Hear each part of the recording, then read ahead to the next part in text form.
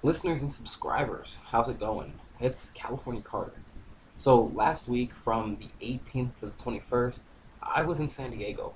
Now, for the majority of the trip, I was sick. I felt fine going down there. When I got there, things just escalated. I continued to feel under the weather. I had planned to get out, walk around with my cell phone camera, take all kinds of footage, and make commentaries and talk about what I was seeing, especially being in South California, which doesn't happen for me very often anymore, um, given what goes on there nowadays. Uh, it's kind of like San Francisco, where you have increased homelessness and poverty, people with mental health issues who seriously need attention and help.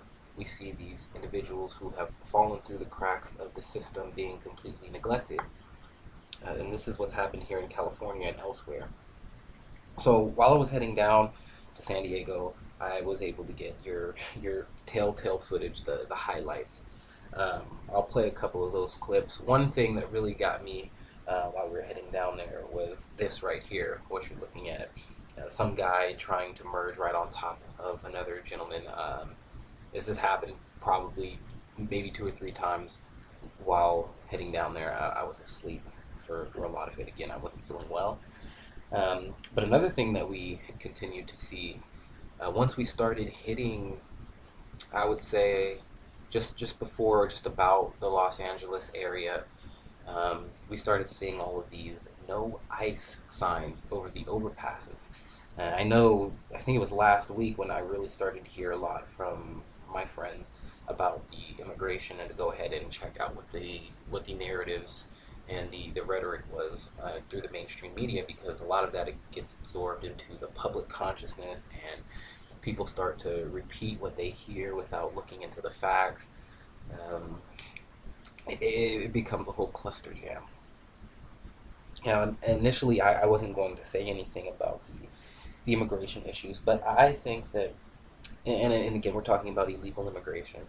They say no person is illegal. That's fine, but people can be criminals when they commit illegal acts, and that's kind of what we're looking at here. When you break the law, are you a criminal? And is breaking the law a criminal act? I mean, I would say some obviously would say yes. Now, not everybody agrees with what our laws are and what constitutes breaking a law, but we do have immigration laws, and when those laws are broken, that is illegal. Not calling a person illegal, just criminal for perpetuating illegal acts. Um, I don't take the position that we should stop all immigration. I am not against legal immigration. I am against some of the collateral damage that illegal immigration can cause. And I just think that when people sort of get caught in the emotions of something like the immigration topic, the issues that we're seeing faced with immigration, when people become too hypersensitive, I would say, to these issues, they don't tend to take into consideration the logical arguments. And again, it's the rhetoric, that's the inflammatory rhetoric, that's really zeroed in on by the media when somebody's making commentary, because it's the sensationalized, dramatized aspects of the daily goings on that gets the attention of the people. That's what makes headlines. That's why Donald Trump is overwhelmingly effective at maintaining a presence in the media. I mean, Donald Trump has been viral for the past 2 years. There's reasons why, because the media plays off a lot of what he says and manipulates it, and that gets views. That gets a lot of views. Unfortunately, people aren't necessarily interested in the facts. I mean, I give alternate views for news and opinions and stuff here on this channel, but I can see how well received and how not well received it is, based on an individual's approach to the information or response to the information. And that's kind of what I've seen streamlined when talking about something like immigration or illegal immigration. Um, Again, I've said it before, people tend to jump to the things that people disagree with the most. So we can't talk about abortions without going straight towards, well, are you against abortion if somebody's raped or incest? You know what I mean? When the reality is the majority of abortions are done out of convenience. This is what we talk about. When we talk about these subjects and people become hypersensitive about them, we can't engage in the logical, the the typical discord that goes with it, without that discord being ramped up and again inflamed.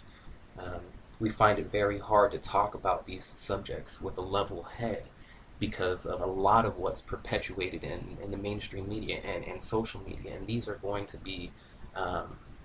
going to be reoccurring themes when it comes to contributing to the vitriol uh, that people experience when talking about this. But I thought that was just something interesting to bring up. Just in my time going down to San Diego, I saw the no ice posters over the overpasses, and it got me thinking about where I was and the mindsets of some of the individuals who were affected by the propaganda and some of the narratives espoused by the media and some of the things, especially the inaccurate things that's put online and social media. That's why we have to be very careful when it comes to scrutinizing our sources, no matter what those sources are. I was just talking to my brother yesterday about how he would like to be more informed about some of the issues that I am.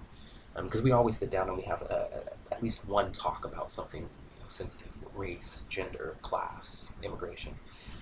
And he wants to be more informed. He just has an issue. Well, how do I properly discern, my sources? How do I tell whether this is, fake news or not? And that's really the $1,000,000 question: is when you're approaching a topic or a subject, is how do you appropriately figure out, what's good and what's not? What do you hold on to and what do you kind of let go?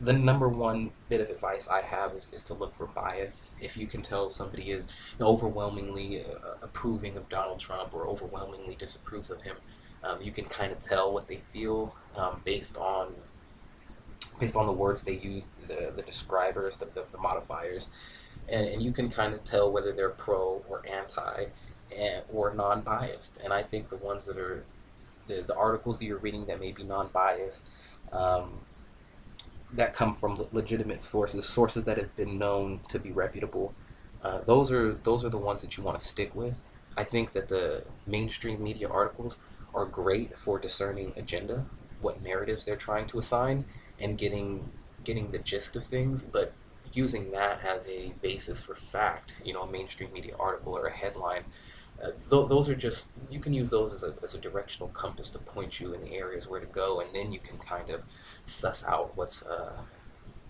fact from fiction from there. But yeah, I just wanted to share this quick video with you. I plan on steamrolling some more out now that I've changed my setup and everything, and I'm still getting accustomed to it.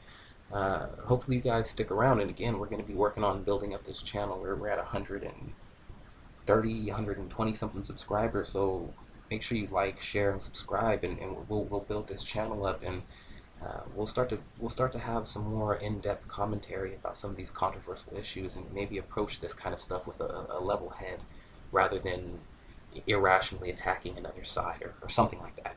But anyway, you guys take care out there, and stick around. Stay tuned for the next video.